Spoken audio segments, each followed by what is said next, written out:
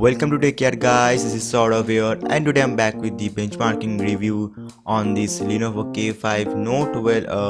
As you can see that this is the Lenovo K5 Note that I bought one day ago nearly, and here is the benchmarking apps that we are gonna test on this device. Designed to do benchmarking: Geekbench 3, AIDA64, Quadrant Standard and Ninamark 2.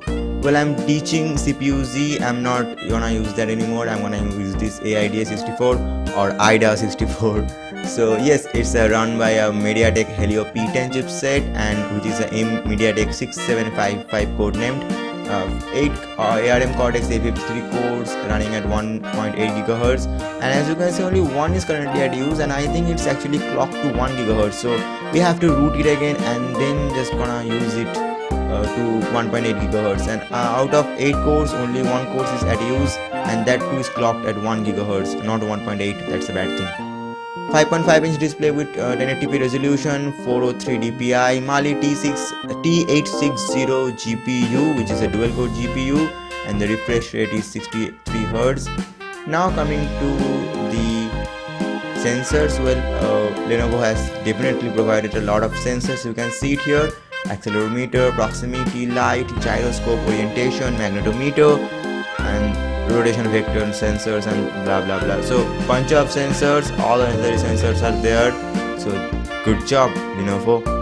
So now just going back to the Android version, we all know the Android Marshmallow is here, and if we just go again to the battery, well, the battery is at 44% and the temperature is at 33 degrees centigrade.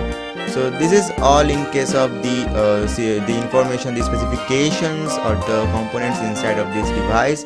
Well, now just go back to Geekbench 3 and I will be checking the benchmarking. So you can see the CPU is actually clocked at 1 GHz, so we have to root this phone and then use any kind of CPU clocking app. Then we can go back to 1.8 GHz and run it at full potential. And let me tell you that out of 8 cores, 4 cores run at 1.8 and the rest 4 runs at 1.2. So the Geekbench 3 is been done, the benchmarking is done. Single core score is 786 and multi-core is 3045. So pretty good one. But in case of multi-core score, let's just compare these scores with the others. Let me again tell you that this phone is clocked at 1.1 GHz only, so that's a very bad thing.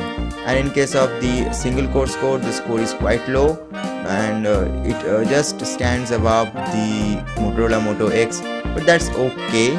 I'm quite happy because it doesn't matter, because it has got 8 cores and multi-core score is really good. I hope in case of playing games we won't be facing any kind of issues. Make sure to subscribe to my channel for the upcoming in-depth gaming reviews. I will be playing nearly 15 to 16 games on this baby, so please stay with me. So now Quadrant Standard is on and the results are here. The scores is as nearly 24,496, which means 24,500. Well, in this price point I'm not disappointed still now guys. I'm really happy with these scores overall. And now comes the most trusted and most used app, which is the Android benchmarking.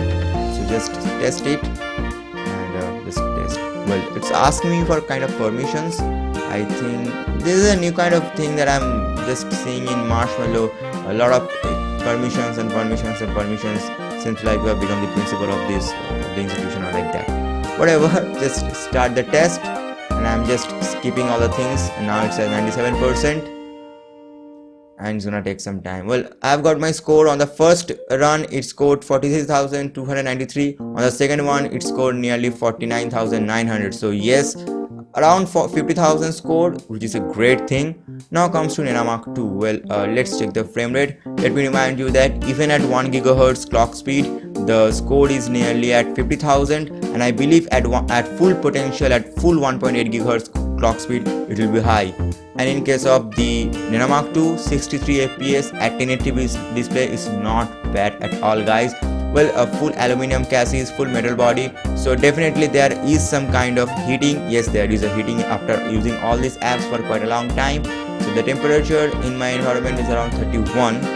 On the back it's at 39.9, which we take it as 40 near the camera, and on the front around near the earpiece it's around 42. So our motive is to see whether this temperature even goes higher or higher or not.